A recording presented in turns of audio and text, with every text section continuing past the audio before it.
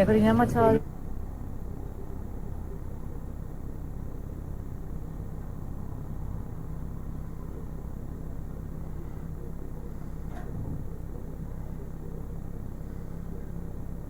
Tiene tiempo que no los ve.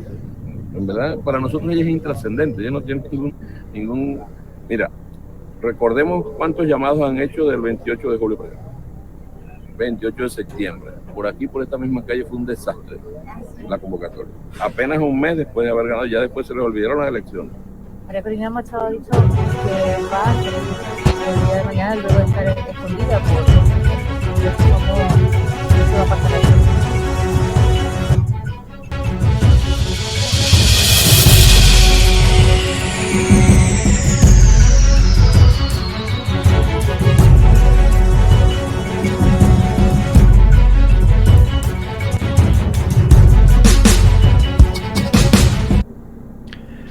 Por la boca muere el pez.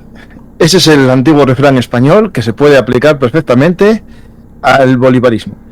Aquí, este hombre, ministro de Interior, Diosdado, reconoce que la oposición ganó las elecciones en julio. Pero bueno, no pasa nada. Ellos seguirán diciendo que ganaron, aunque los datos y las actas digan lo contrario. Hoy vamos a hablar de qué pasa en Venezuela un día antes de la toma de posesión del presidente, el electo o el autoelegido. Hola Juan Carlos, ¿qué tal? Bueno, muchas gracias. Vamos a hablar de un tema que ya hablamos tú y yo muchas veces. En anteriores programas, en julio hicimos un par de programas especiales sobre Venezuela, los resultados electorales y aquellos resultados que sumando votos daba más del 100%. Había en principio un 109 y después llegó a haber algunas gráficas con el 120% de resultados. Y hasta un 135. Ya que estamos. Eso pasa cuando pones de becario al ministro. O mejor dicho, el ministro es el becario o el becario es el ministro. No sabemos muy bien cuál es el orden de dos factores, ¿no? Pero es cierto que, lo explico a la gente, habían puesto Maduro unos votos, 60%, algo así, Edmundo un 30% y el resto, que eran como 10 candidatos, era un 8%, y lo que hicieron fue dar un 8% a cada uno de ellos. Es decir, un tema interesante. Voy a buscar justo los datos. Pues Juan Carlos, ¿en qué situación estamos hoy? ¿O qué momento vivimos hoy? Que nos reímos un poco por este vídeo inicial, pero en realidad es un tema muy serio porque un país lleva sumido en una autocracia, ¿no? Una especie de negocio también, una cleptocracia, ¿no? Que están robando el país y logrando una cosa, que es que Venezuela, que exportaba petróleo, ahora exporta personas, ¿no? Y tiene millones de venezolanos en el exilio, ¿no? Eso es algo que no se nos puede olvidar. Sí, hay como 8, 9 millones de expatriados que, como dijo el embajador de Uruguay, Washington Atala, en la Organización de Estados Americanos, que se piensan que han ido de turismo esta gente. Por lo tanto, ahí tenemos una importante referencia de gente que merece vivir en su país y el hecho de que la propia Constitución, que sigue vigente, a pesar de que se podría hacer ciertamente el histórico respecto de estas 3 elecciones que supuestamente ha contendido el señor Maduro, nos encontramos con esa situación en la que el régimen lleva a la población una dictadura, ¿no?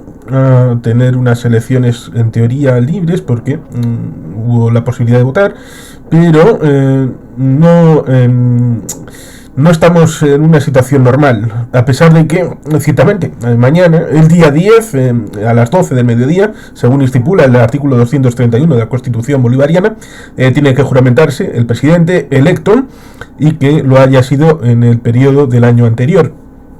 Eso sí, resulta curioso porque no sé si llegó a entrar en el anterior programa. Se ha sabido, ya con datos fehacientes, que la vez en 2013 que hubo elecciones repetidas porque falleció Hugo Rafael Chávez Frías, fueron robadas a Enrique Capriles Radonsky, candidato entonces de la oposición, y en aquel momento Jorge Rodríguez, se pueden buscar los vídeos, Jorge Rodríguez, actualmente presidente de esa fantasmagórica Asamblea Nacional, que entonces estaba responsable del comando del oficialismo, del chavismo, dijo que enseñaba las actas, que había que enseñar las actas, que las mostraba en cámara y que iban a subir, y lo hicieron, a una página web por estados, por parroquias, por distritos y por mesas electorales. Por tanto, cuando hoy dicen que no hace falta, que busquen en la hemeroteca, y cada cual tiene ahí su, como decías antes, por la boca muere el pez. Pues el problema que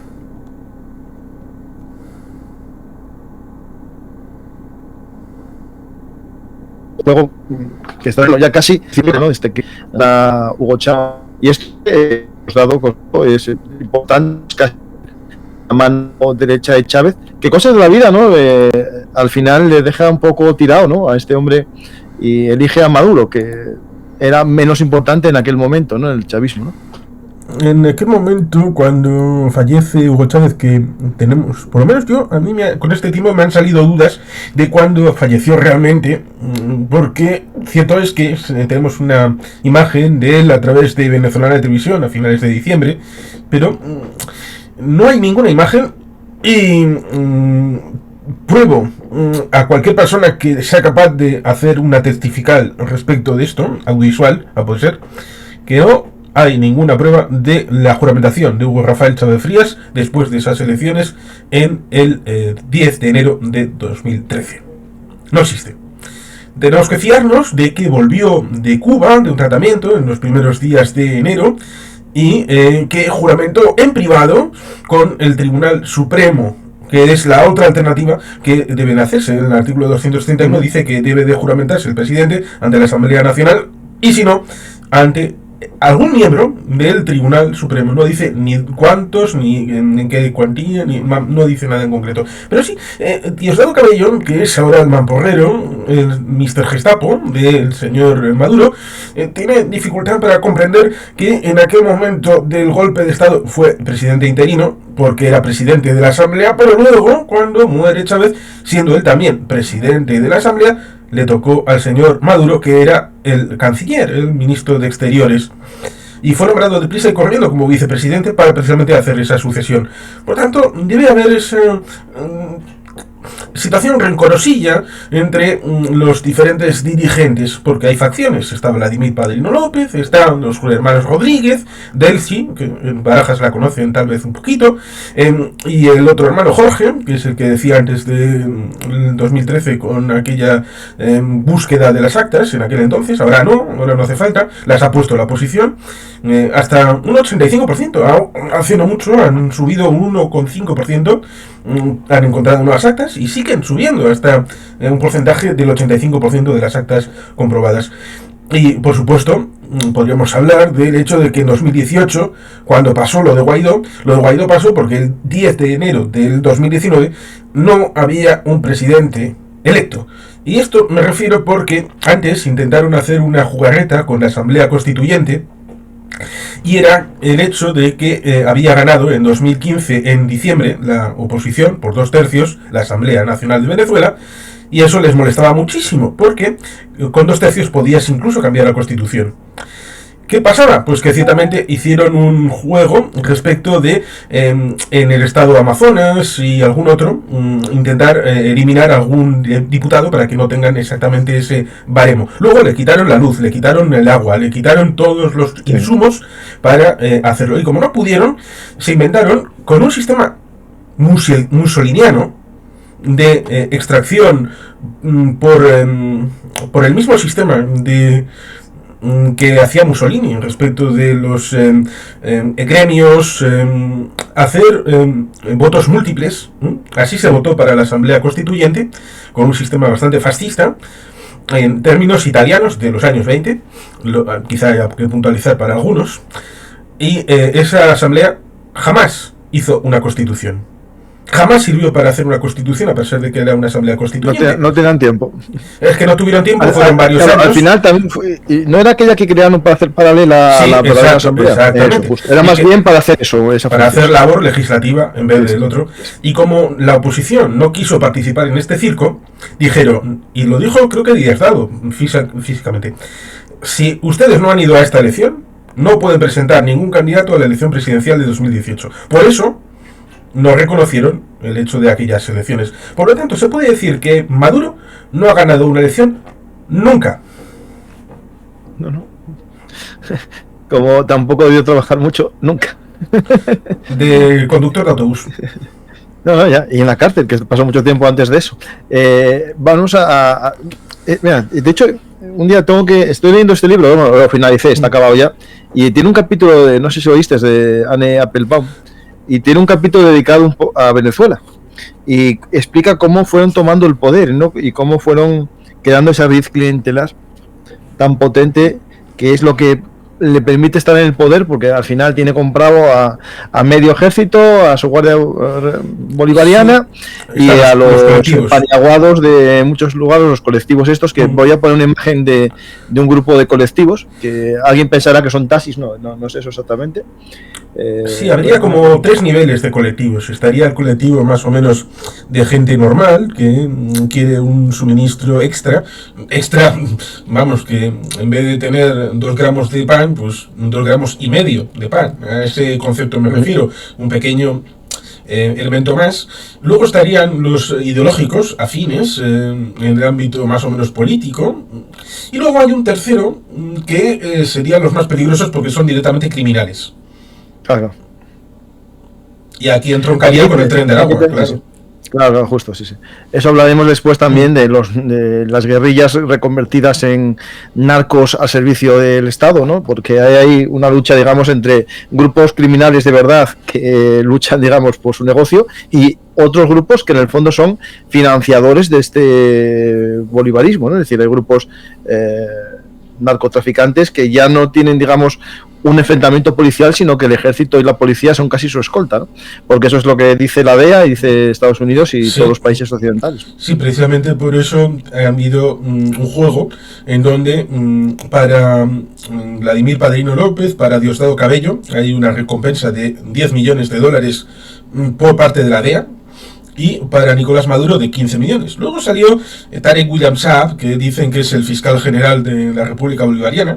Este muchacho le hacía poemas amorosos al señor Maduro, no, a Chávez, porque era más de Chávez que de Maduro. Cuando estaba detenido en el año 93-94, este William Saab, y ha dicho que daban $100.000 por donde estaba el señor Edmundo González Urrutia. La verdad que muy poco dinero, viendo, digamos, es lo que son pobres, son pobrecitos.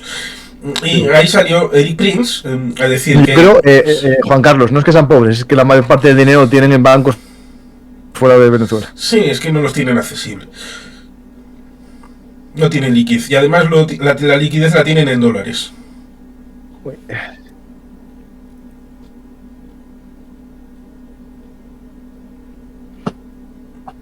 Uy. No sé si la gente te escucha, Juan Carlos. Tienes mala cobertura al wifi. Mira a ver si puedes hacer algo. Mientras tanto.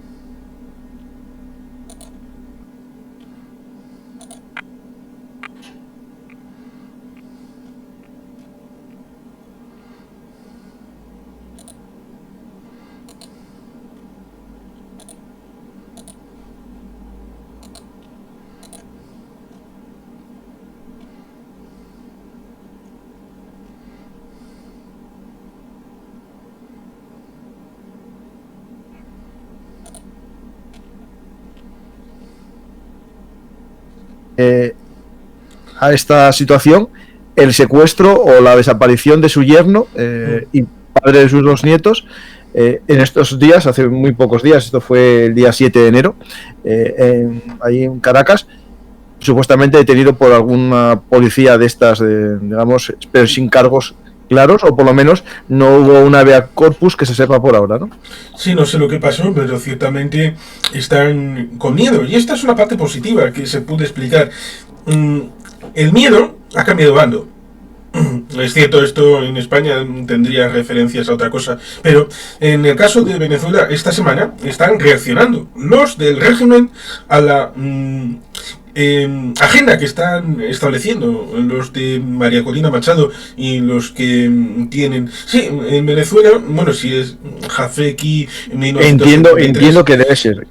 Le recomiendo evidentemente utilizar VPNs y la oposición, bueno, ahora estaríamos hablando del oficialismo porque va a juramentarse Edmundo González Urrutia. Digamos que el Comando Venezuela, con Venezuela, está implementando esa socialización de una VPN específica para poder hacer conexión a internet sin tener ciertos problemas de identificación del lugar. Ciertamente esta forma de ataque al yerno de Edmundo González Urrutia, porque una hija estaba en Madrid y otra estaba en Caracas cuando salió en dirección hacia la capital de España, era motivo ciertamente de preocupación, y se sabía que en algún momento podían ser utilizados como vulgares matones, como la mafia calabresa, y esto es lo que ha sucedido. Pero, ojo, también sucedió con Edwin Santos en el estado Aragua, que fue secuestrado, asesinado y encontrado en una carretera, tirado, y esto ciertamente en algún momento, como muchos otros crímenes de la dictadura, se sabrán, se resolverán y se pondrán en su justa medida, porque recordemos, la CIDH, la Corte Interamericana de Derechos Humanos, dijo ya hace varios meses que Venezuela estaba cometiendo delitos de terrorismo de Estado.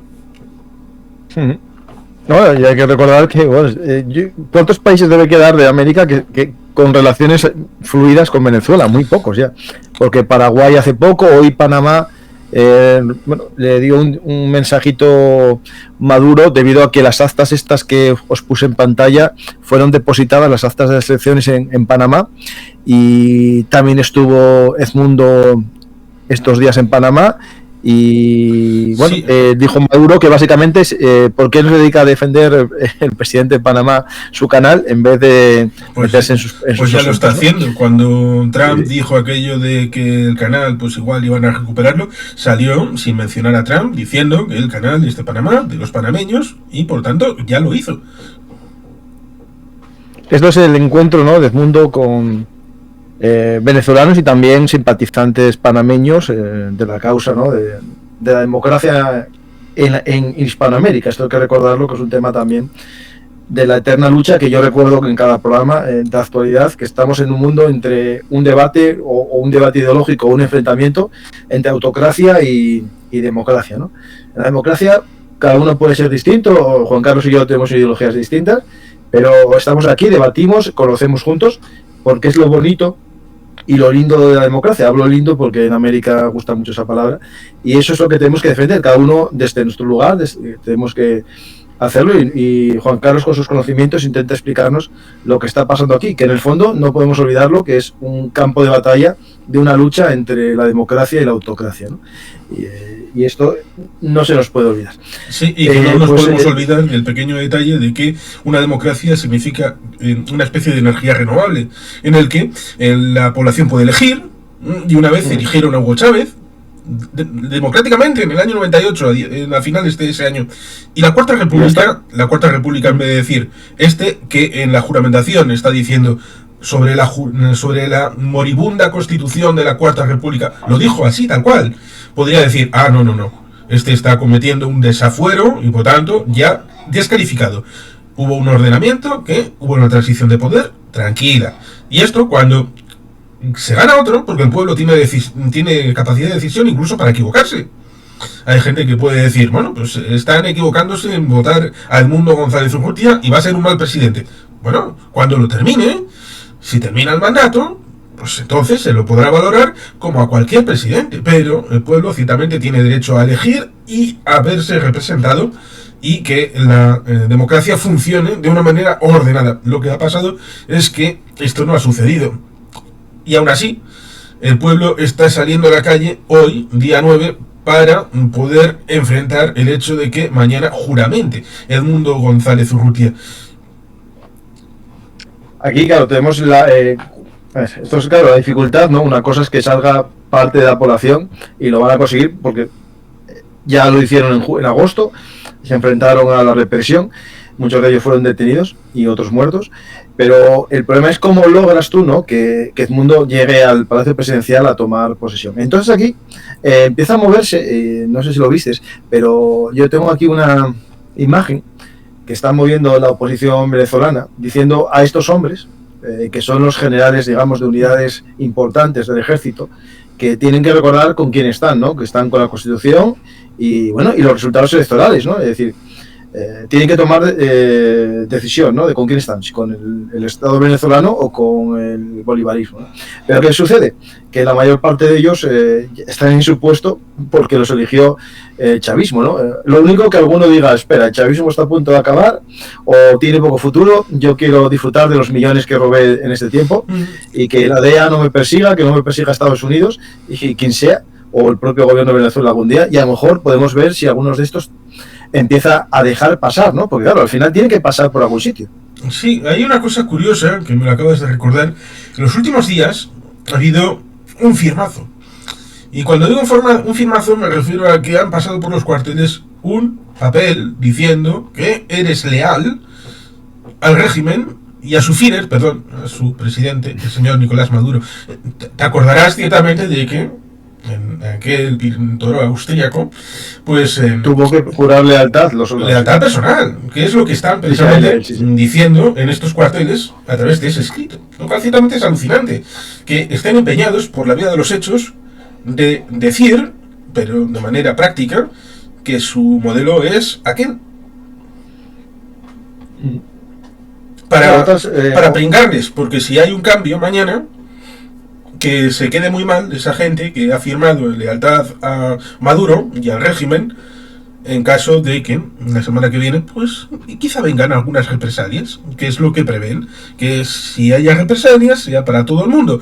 Pero recuerdo que dentro de como un mes va a cumplirse como el 31 aniversario, porque te acordarás del golpe de agosto del 91 en la Unión Soviética, y en febrero del 94 hicieron una amnistía.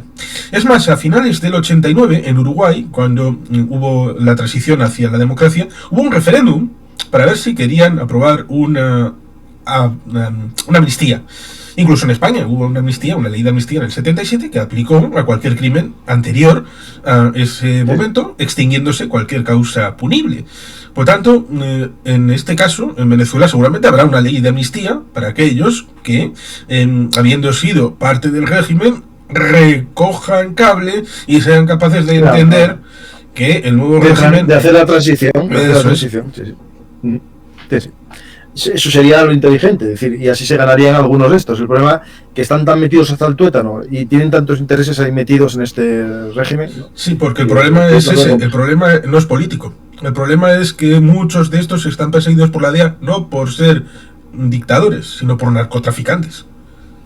Sí, claro. Esto no podemos olvidar los vínculos que tiene con algo que alguno lo sabe, porque lo conté en muchos programas, con Hezbollah. Hezbollah, el grupo libanés, tiene contactos con Venezuela al tema de blanqueo de capitales por el tema de narcotráfico. Y en el libro no lo digo yo, lo dice esta mujer, por si alguien quiere denunciarlo, que no es a mí, Anne Applebaum, dice que Venezuela tiene una relación muy estrecha con Turquía por el tema del oro venezolano, que lo vende Turquía.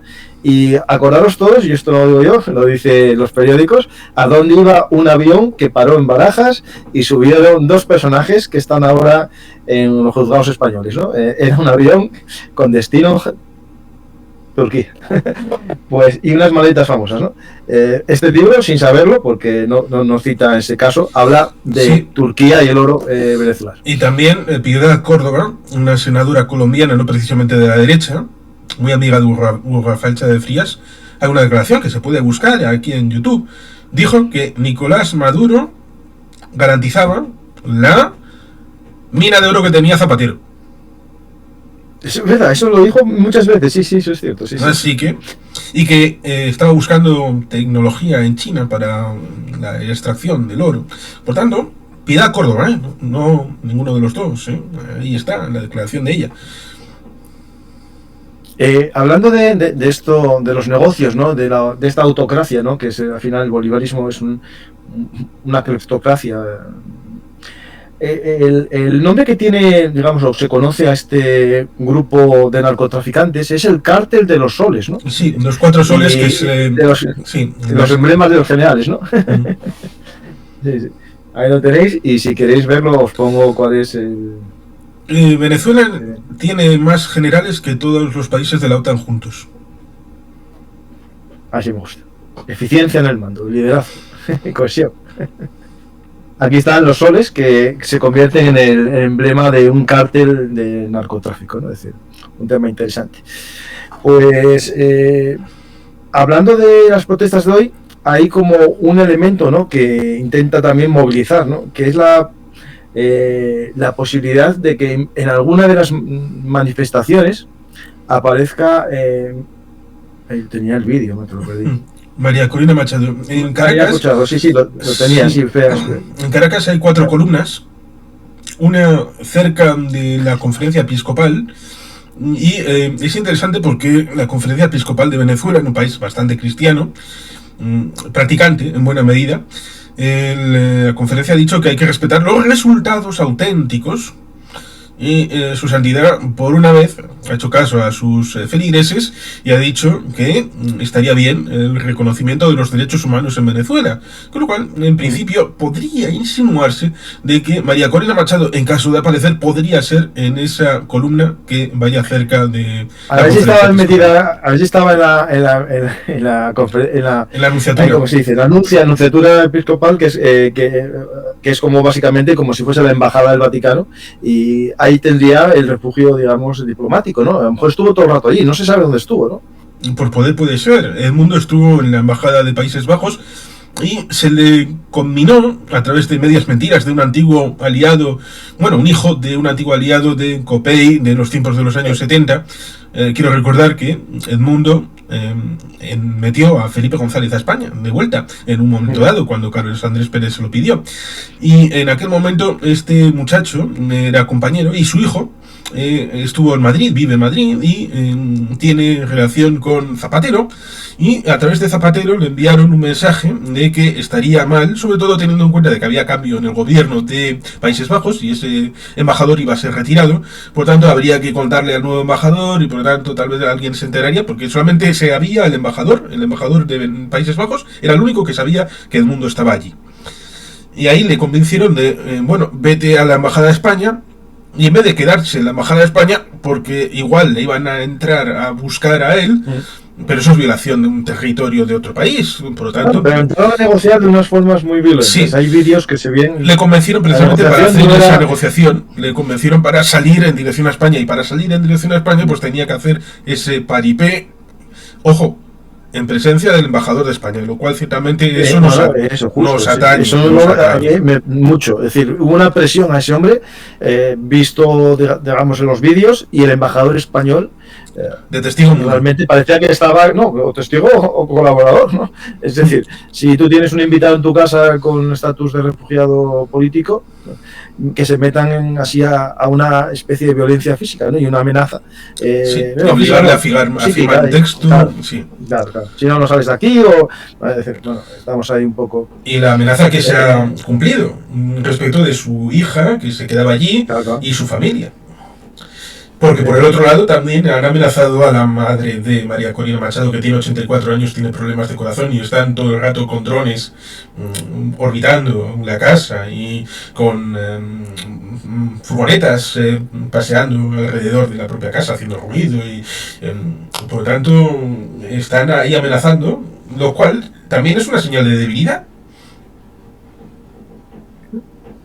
Yo vi, por ejemplo, hace poco uno de los líderes de la oposición que mostraba que delante de su puerta de su casa había una patrulla de 4 policías encapuchados que no estaban vigilando que no hiciesen nada, sino más bien dando el mensaje de que dentro de poco podemos ir a por ti, ¿no? Sí, porque hacen unas redadas de muestreo, como podría decir Nacho Montes de Oca, respecto de picar de tal manera que puedan decir en la sociedad que cualquiera puede ser tocado y secuestrado por parte del régimen, y que el boca a boca, bueno, más bien el boca a oreja, porque el boca a boca sería otra cosa, establezca esa socialización de la idea esa de la noche y niebla. Al fin de cuentas, una dictadura funciona de esta manera, socializando el terror. Sí, efectivamente. Pues vamos a poner lo que dice María Corina, que tiene que ver con las protestas de hoy, y que ella va a aparecer en alguna. Llegó la hora. Hemos anhelado tanto reencontrarnos, abrazarnos todos, con confianza, con alegría, con la esperanza de que comience un futuro luminoso para todos en nuestro país. Dejamos atrás las divisiones, la tristeza, los miedos, la separación. Cuánto hemos crecido. Esto que tenemos nos lo hemos ganado a pulso. Podemos poner más, pero básicamente es un mensaje de ánimo. Esta mujer era la verdadera candidata, ¿no? Pero se le fue anulando la posibilidad y Edmundo sale como sustituto de ella. No sé si provisional, y que posteriormente vuelva María Corina como la verdadera presidenta, ¿no? Pero lo importante... había las primarias, aunque más allá de las primarias del año pasado, bueno, del año pasado, del pasado, nos encontramos con el hecho de que ha habido un trabajo previo, de base, de más de 3 años, para generar un equipo que el candidato que esté, sirva de base para la candidatura de Contigo Venezuela. Pero más allá de eso, hubo esas primarias en las que ganó María Corina Machado con un 93% de los votos, y debido a que había tenido participación en el legislativo y era una candidata que ya había estado como precandidata en las primarias, quedó tercera en las primarias que se hicieron para el 2013, que también hubo en aquel momento, era una persona que estaba ya fichada por el régimen, y cuando fue elegida se le dijo que no. ¿Por qué? Pues porque le recordaron los posibles juicios que iban a hacerle, la inhabilitaron, hubo esas presiones a través del Acuerdo de Barbados. El Acuerdo de Barbados decía que debía de ser una elección libre con cualquier candidato. Pero, evidentemente, quien rompió el Acuerdo de Barbados, firmemente asentado por los países que acudieron para hacer el acompañamiento, pero evidentemente fue el régimen el que lo destruyó. Luego, María Corina, en un audaz juego, le pasó el testigo a Corina Lloris. Corina, con lo cual, ahí estaba el término. Era una señora de edad avanzada que era una profesora universitaria y que no tenía ninguna causa de inhabilitación, ninguna. Y aún así la inhabilitaron. Y como hubo una presión respecto de volver a introducir una serie de sanciones por parte de Estados Unidos y a hacer que la podían levantar, pues en ese juego dieron la vía libre a un tercer candidato que metieron, a Edmundo González Urrutia, antiguo embajador que estuvo en Argentina entre el 98 y el 2002, es decir, también con Hugo Chávez, y se le permitió por parte del régimen. Ha sido el candidato, ha ganado, no solamente por él, sino también por María Corina Machado, y el mundo ha dicho que va a ser su vicepresidenta ejecutiva. Con lo cual, va a ser la número 2 del próximo gobierno de transición de Venezuela, que se juramenta mañana a las 12. Y la pregunta bien, ¿dónde se tiene que juramentar? Porque ahora mismo Edmundo está en la República Dominicana, llegó en el vuelo desde Panamá, antes estuvo en Estados Unidos haciendo visitas a Biden, y no sé si estuvo con Trump, es que no me acuerdo de eso. Yo dije, oí que iba a ir, pero no sé si estuvo o no. Es la parte complicada porque no estuvo en Washington con Donald Trump.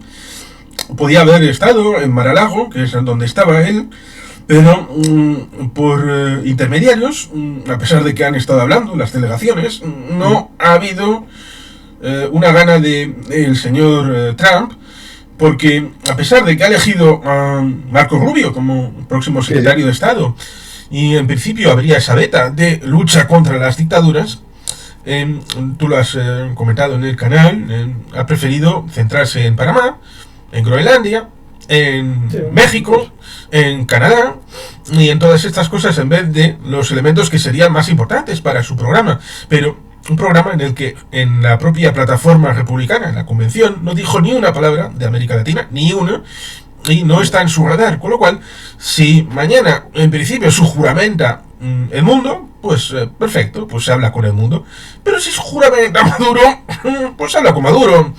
Porque recordemos, hubo una reunión tonta, bajo mi punto de vista, de los productores de petróleo, entre ellos Chevron, que tiene una concesión ampliada por Biden, a pesar de que evidentemente los acuerdos de Barbados saltaron por los aires, en el hecho de que puedan seguir sacando zumo de dinosaurio del país. Pero mi cosecha, mi propia aportación indicaría que si un país es democrático, estable, puede poner en marcha otra vez las refinerías, puede invertir en poner en actualización la maquinaria de petróleo que ha estado ya obsoleta durante muchos años, y es mucho más fácil sacar más beneficios con un país democrático, estable y con capacidad de inversión que en uno que está como las películas de Mad Max.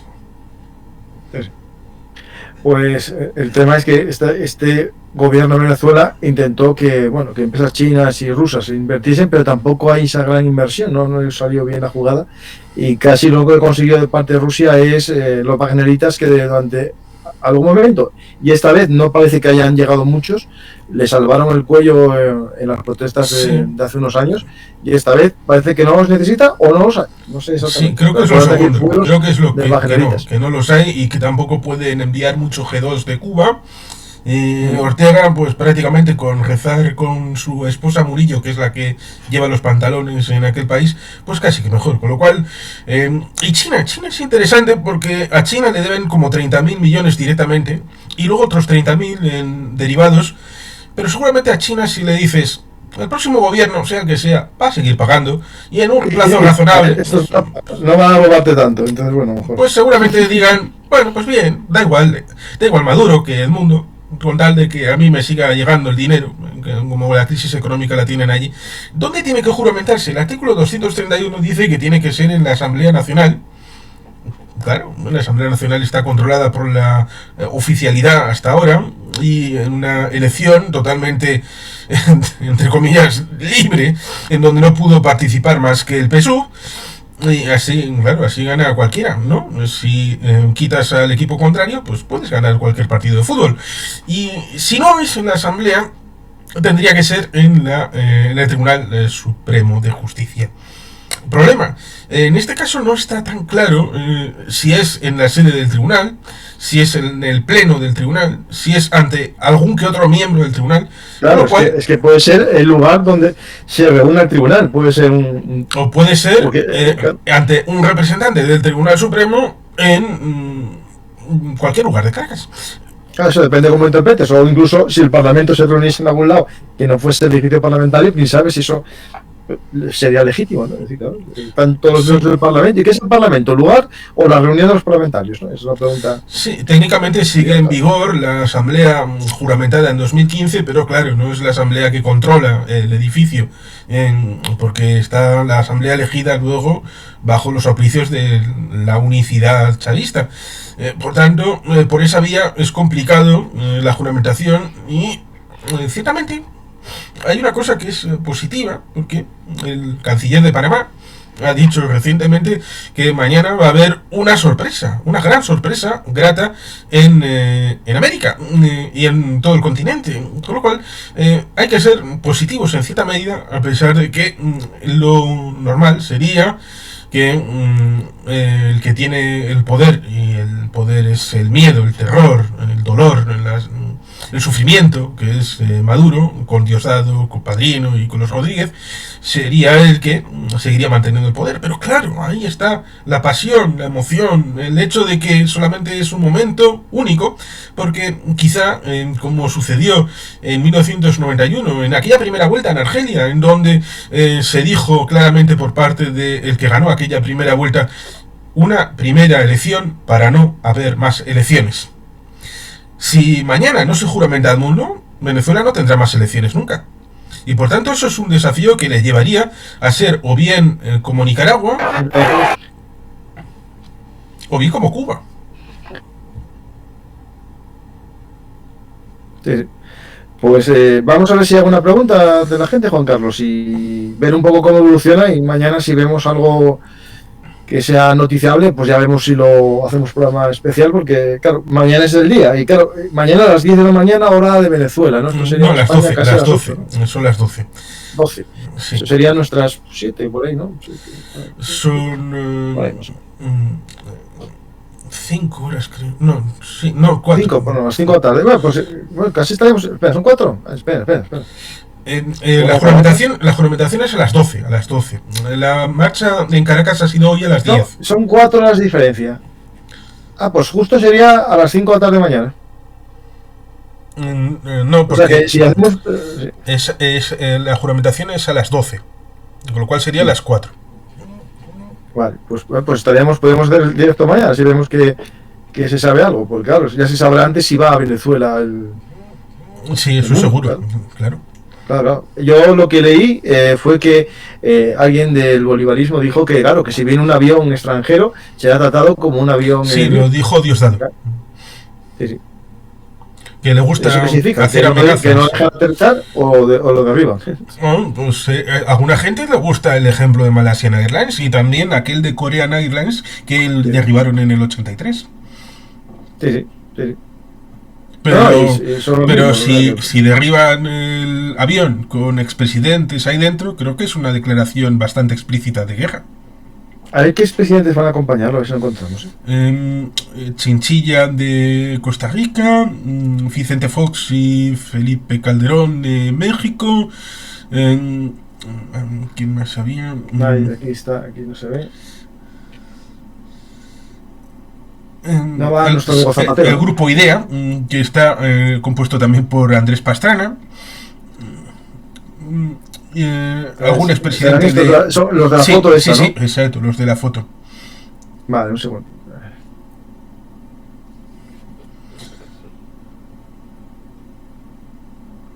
Vale, pero no puedo ver. Bueno, pero si alguien los reconoce, pues yo no los reconozco a todos, la verdad, no voy a mentir.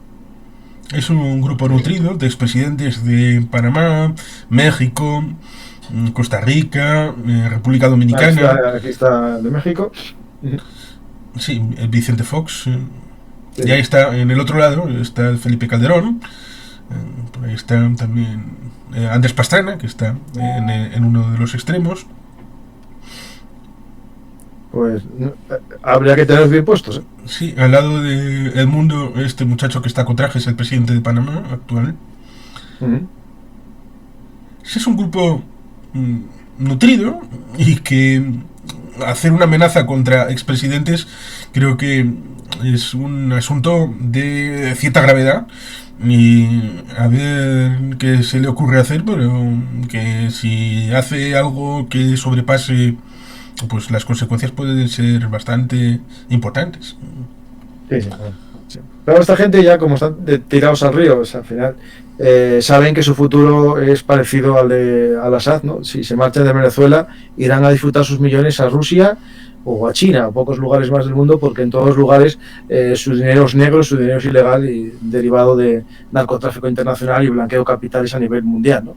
Aparte de violación de derechos humanos en casi todos los escenarios posibles, ¿no? Al final saben que si se marchan de ahí, ¿a dónde van a ir? Y bueno, no sé yo, esta gente de tirados al río, ¿no? Es decir, no sé, yo no me fiaría de ellos tampoco mucho y de lo que puedan hacer al avión, porque incluso aunque no le hagan nada, si un avión en un intento de aterrizaje intenta aterrizar y le meten unos camiones en la pista, que no sería lo raro, pues puede ser un accidente, o incluso un caza que se acerque y haga un vuelo de amenaza puede generar un problema, ¿no? Es decir, es un escenario complejo, ¿no? Y a ver cómo hacen esto, o incluso quién nos dice que no entren por tierra, o entren, pues qué sé.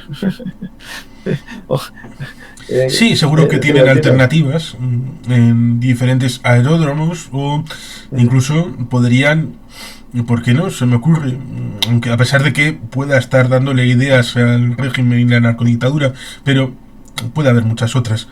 Aterrizar en Aruba y entrar en barco. Bueno, sí, puede ser, perfecto. Aquí alguien dice gerontocracias. No, estos son antiguos presidentes, expresidentes. Y yo, en cuanto a la gerontocracia, casi veo más mérito en una persona que haya vivido mucho tiempo para ser presidente.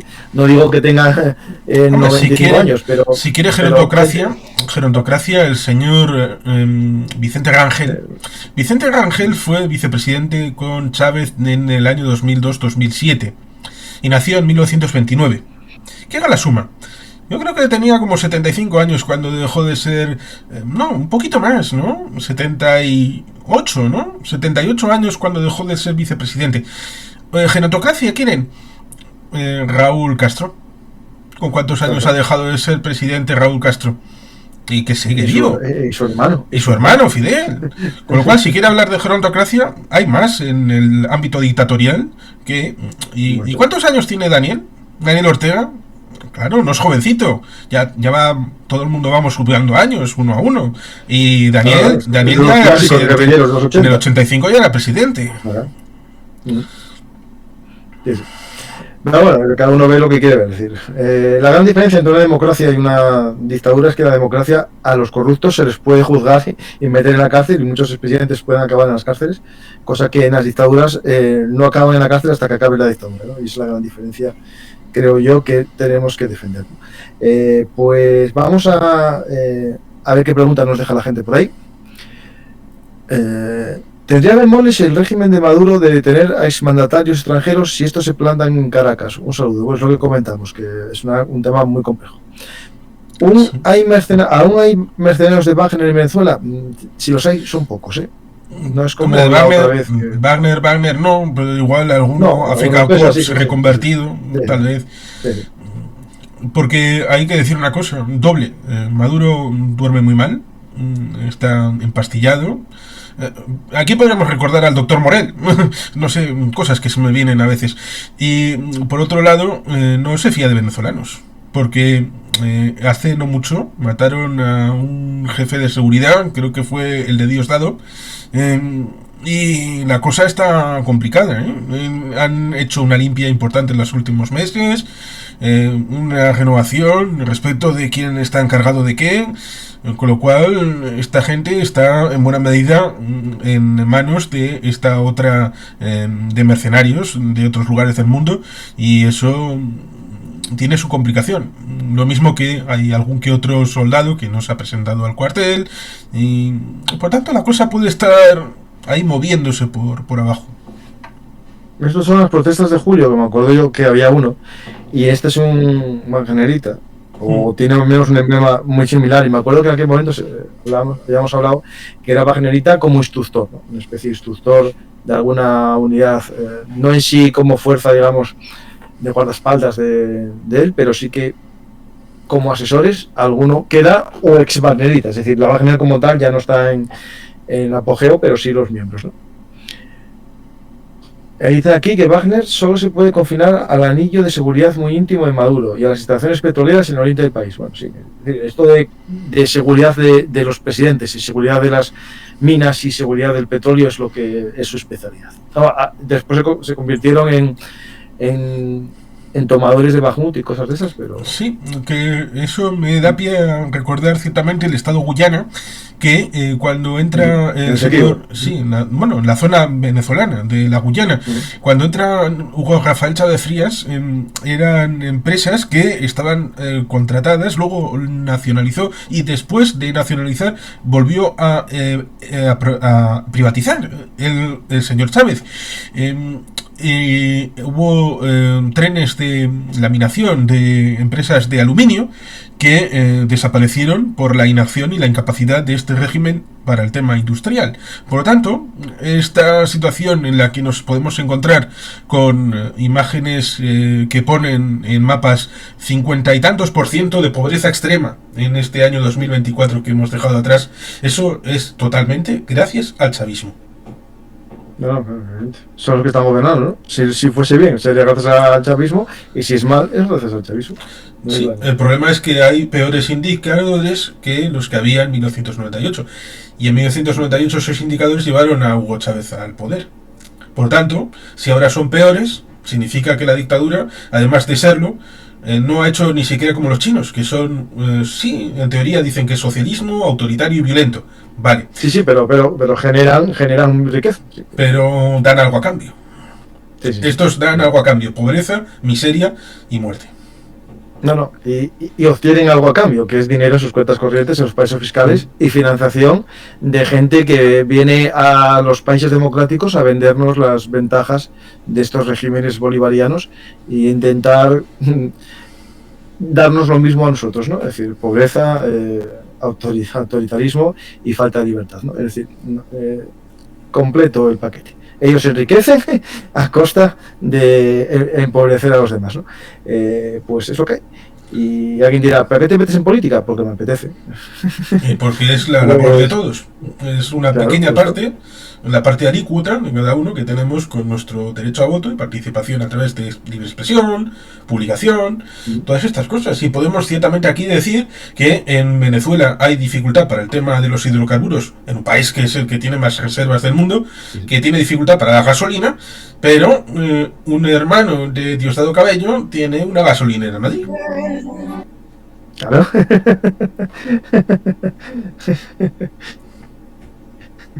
Y la gasolina no es venezolana, es de Repsol, o de Cepsa, o de Camsa. Es lo que hay. ¿Y cuántos habrá que huyen de o critican el capitalismo y tienen su piso en el barrio de Salamanca, aquí de España? Claro. Muchos, más de uno. Pues vamos a las preguntas. ¿Qué pasa o qué movimientos esperan de Putin en caso de vuelco electoral? Vale, Putin está a lo suyo, dejarlo ahí que está a lo suyo. No puede para más, hombre. Vamos a preguntar a la gallega qué hizo con Siria y Bachar al-Assad. Efectivamente. Darle casa, bueno, no, perdona. Tenía 30 casas al parecer Assad en Moscú. Sí, en un edificio de estos de apartamentos al lado de Moscova. Sí. ¿Es cierta la noticia que salió ayer en YouTube de que habían desaparecido varios cazas venezolanos? No sé, no me enteré de nada, eso no vi en ningún sitio. Entiendo que lo que está diciendo es que es desertar. Sí, porque más allá de eso, me recuerdo, creo que fue en la guerra del 91, cuando varios aviones iraquíes aterrizaron en Irán para no ser castigados por aquella operación. Y luego le dijeron que, bueno, ¿de qué me está hablando usted? Pero no creo que tengan impacto si han desaparecido cazas en el caso de Venezuela, porque no van a reprimir lanzando misilazos. No, lo único... No, espera, tú imagínate que ahora ellos dicen, no, nos robaron 2 aviones. Y uno de ellos es el que derriba el avión presidencial. Ellos dirán, no es nuestro, este fue alguien que nos lo robó y está denunciado. No, tú imagínate, maquiavélicamente. Es una opción. Es una opción, es decir, maquiavélicamente... Por lo menos para novelada. Yo, como si me pongo a hacer una novela, sería un buen argumento, ¿eh? A ver. Eso sí, tenían que haberlo anunciado en todos los medios de comunicación, que desertaron 2 pilotos de avión y tal. Y después, a partir de ese momento, ellos ya tienen su excusa, ¿no? Y su relato, ¿no? Para vendérselo a los canales amigos de periódicos y todo eso. Es cierto que en el año 92 hubo un golpe de Estado el día 4 de febrero, el de Hugo Rafael Chávez Frías, pero en octubre hubo otro, de la Fuerza Aérea. Que normalmente se suele olvidar. No, dicho esto, un alto directivo de una importante empresa tuvieron problemas para tomar una segunda cerveza en un hotel de 5 estrellas en Caracas.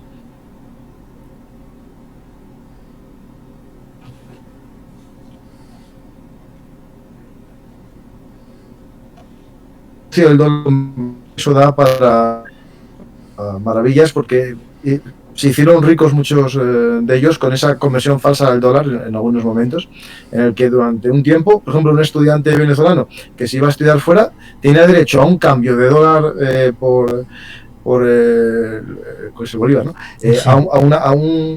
A un intercambio que era totalmente loco, ¿no? Entonces, mucha gente decía que iba a estudiar fuera, había empresas venezolanas falsas, o falsas no, te hacían falso certificado tú y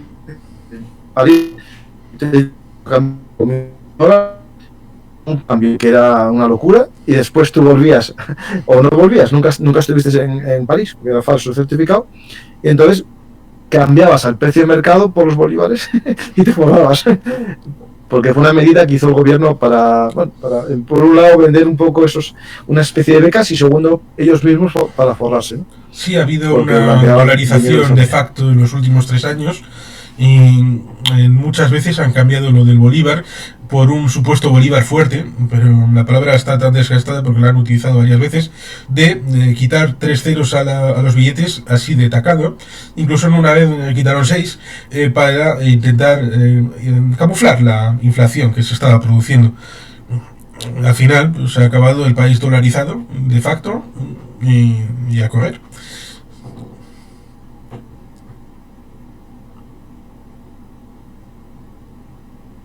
Si son electos. España no va a la solución del delincuente. A ver, en España No. tenemos problemas de corrupción inherentes a nuestro problema de cualquier sociedad. Yo por mí tienen que acabar todos en la cárcel. El problema es que para eso están los jueces y la policía y tienen que investigar. Pero sí, aquí tenemos ministros ahora mismo. Bueno, tenemos hasta el fiscal general imputado por un tráfico de información privilegiada y lo tenemos imputado, el fiscal general. Es decir, esto, pero al menos por ahora, desde mi punto de vista, mientras exista la separación de poderes y los juzgados, los tribunales, tengan cierta independencia. Hay que decir una cosa bien clara. Cuando salen noticias de casos de corrupción en cualquier país, hay que tomarlo por una beta positiva. Y es porque alguien ha estado investigando, alguien ha denunciado. Claro. Cuando en América hubo el caso de Brecht, de una empresa brasileira que fue hundando en todos los países, cuando fueron a investigar los oficiales del caso para Venezuela, entraron en el aeropuerto Maiquetía y le fueron a recibir y allí les dijeron oficialmente: aquí, por decreto, nunca ha habido corrupción de Odebrecht. Así que o quieren un viajecito al helicoide o se cogen el avión y se vuelven.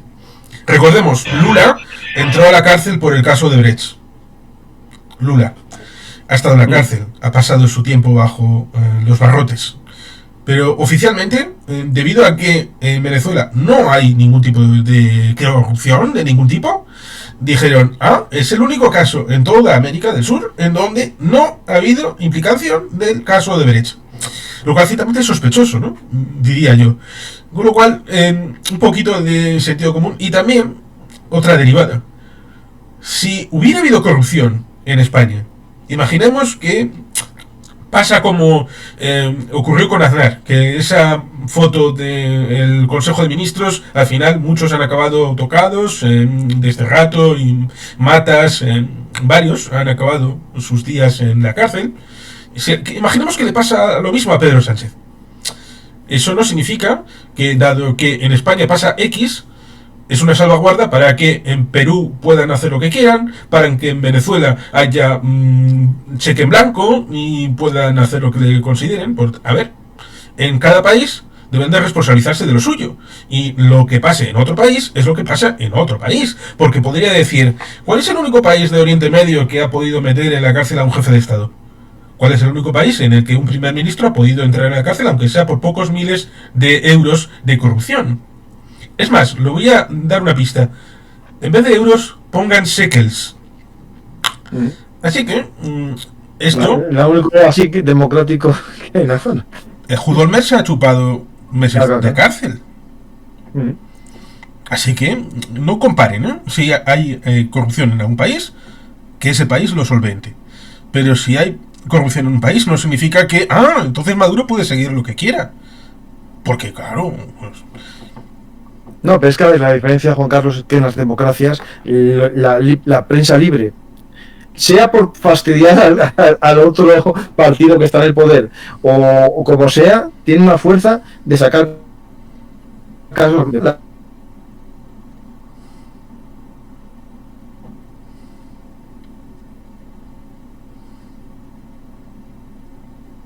¿no? Los jueces de los más bajitos, los jueces así, digamos, a nivel más bajo, que defienden su libertad y comienzan líneas de investigación. Por eso en las democracias se habla de corrupción.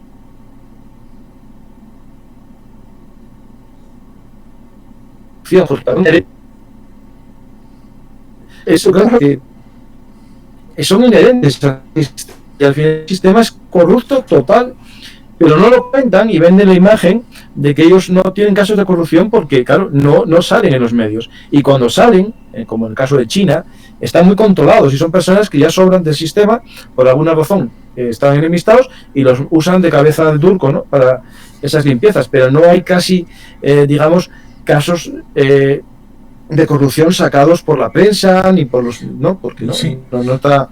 No es,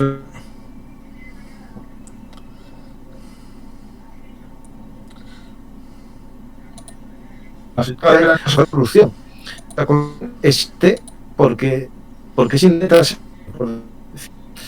no es algo propio de un sistema de gobierno. Yo creo que hay que explicarlo por ahí. Sí, es más, puedo señalar un pequeño detalle, ahora que parece que les gusta hablar de cierto personaje ferrolano. Este muchacho, que tuvo su importancia en la historia de España, salió de la guerra civil con 300-400 millones de pesetas, con lo cual ya en la propia guerra civil se enriqueció. Claro, En la familia situación, tiene patrimonio en todo Madrid.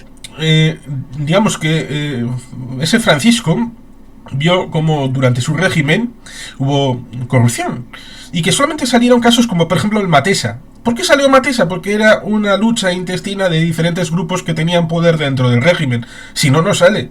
Si no lo quieres echar en cara de un grupo a otro, de los tecnócratas del Opus Dei respecto a los azules y a los otros y los más allá, no afloran normalmente estas cosas, porque unos se tapan a los otros.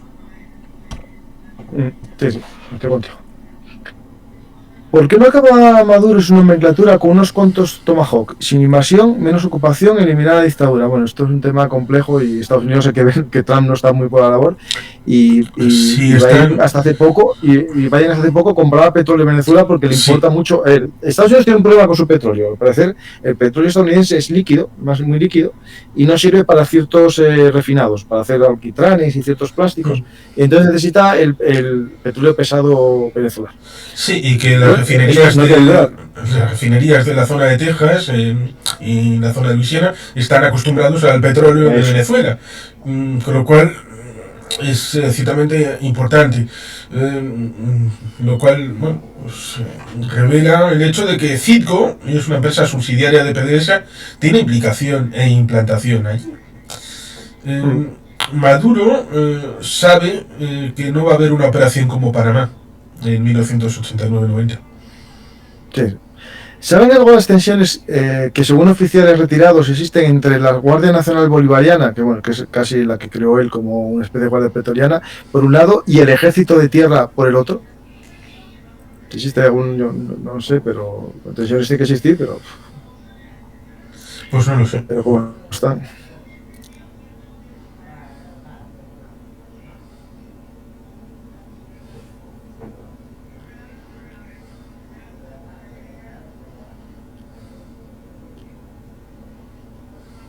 La OEA reconoció a Urrutia.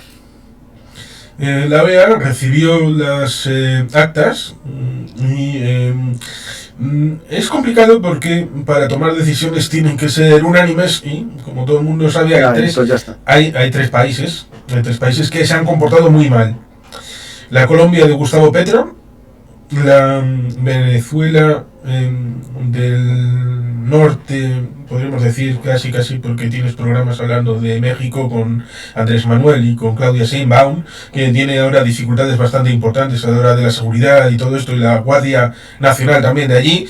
Sheinbaum se ha portado mal, Petro se ha portado mal y Lula también se ha portado mal.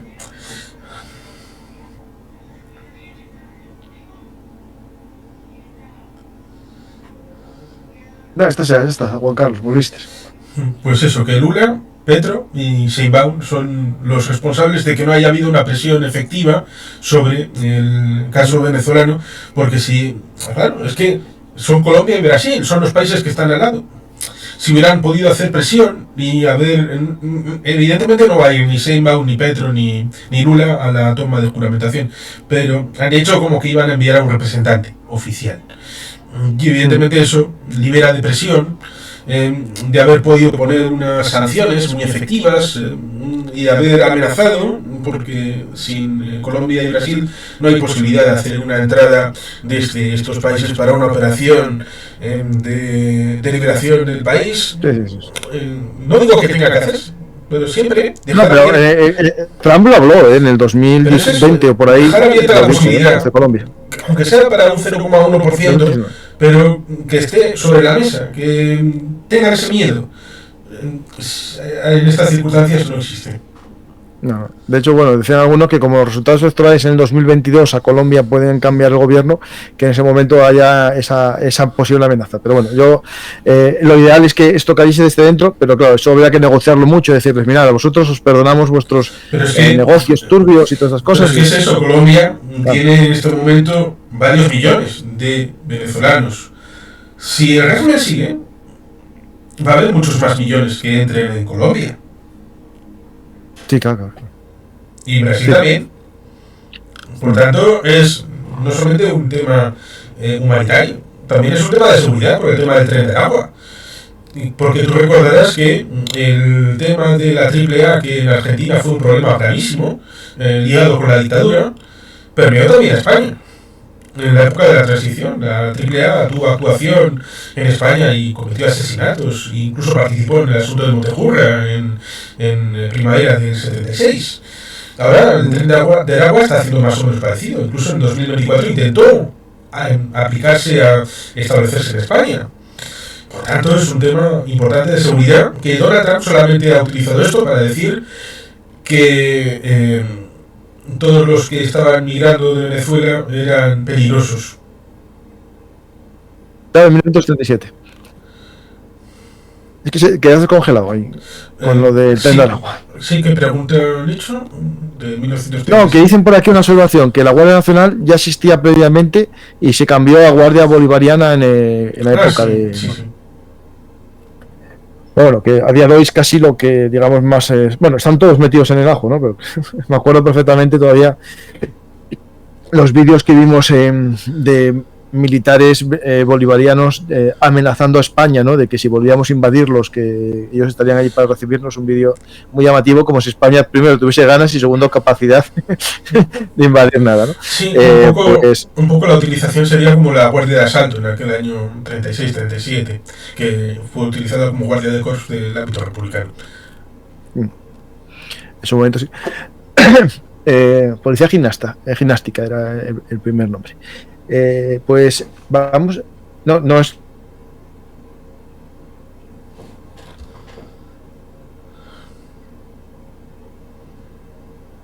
que lo creó Muñoz Grandes, es que estuvo detrás de la creación de la Guardia de Asalto.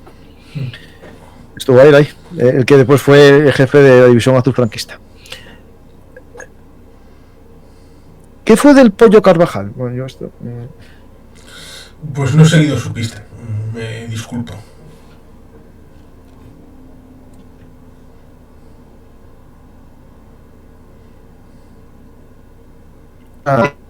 Que mucho, si en el ámbito de dos tíos del mucho más, bueno, pues no, 2 o 3%, o sea, no 2 o 3% del PIB, no, pues aquí será más seguro, o sea.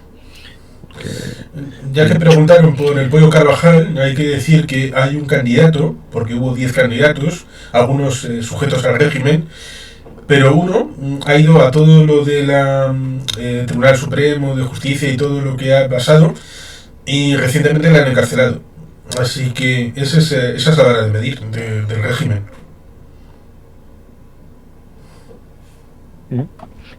Pues finalizamos, Juan Carlos, y a la gente les invito a que te conozcan tu canal, que se llama Juan Carlos Pérez, que está en YouTube también, y lo pongo aquí para que nadie tenga dudas de dónde está, en el que, aparte de estar tú, están muchos amigos también comunes que tenemos,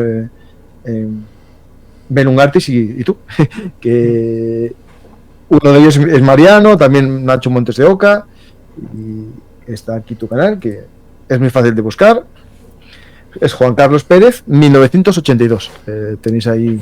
Sí, el año en que nací.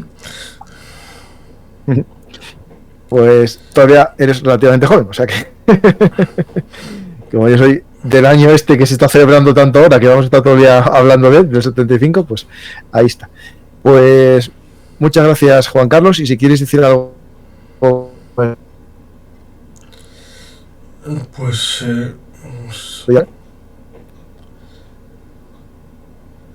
un segundo. Una despedida, Juan Carlos, si quieres despedirte. Sí, pues agradecer a la gente que haya llegado hasta aquí y que esté atenta ciertamente a lo que vaya pasando, porque es un momento único, casi equiparable a lo que sucedió con el momento de la caída del muro de Berlín. Puede ser muy significativo para la historia de Latinoamérica. Y solamente puedo decir gracias por poder haber participado y, evidentemente, gloria al bravo pueblo.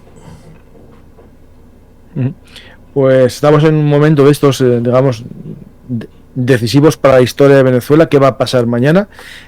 Pues a lo mejor estamos aquí mañana comentándolo también, o estoy yo, o estamos Juan Carlos y yo, comentando qué ha pasado justamente, o qué está pasando en ese momento en Venezuela.